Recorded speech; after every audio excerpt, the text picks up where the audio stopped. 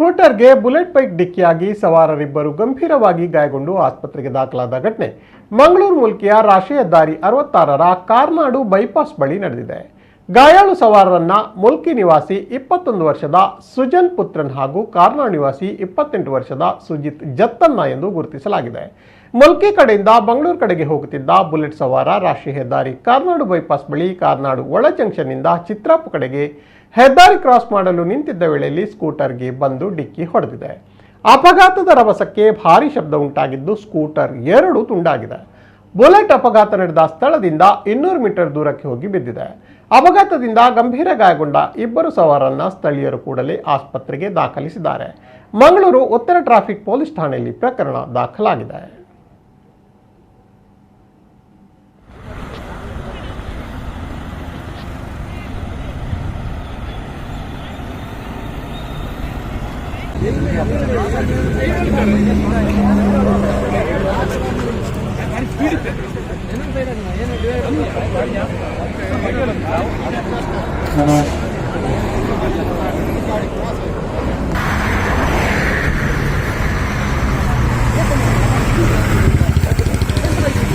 Huh?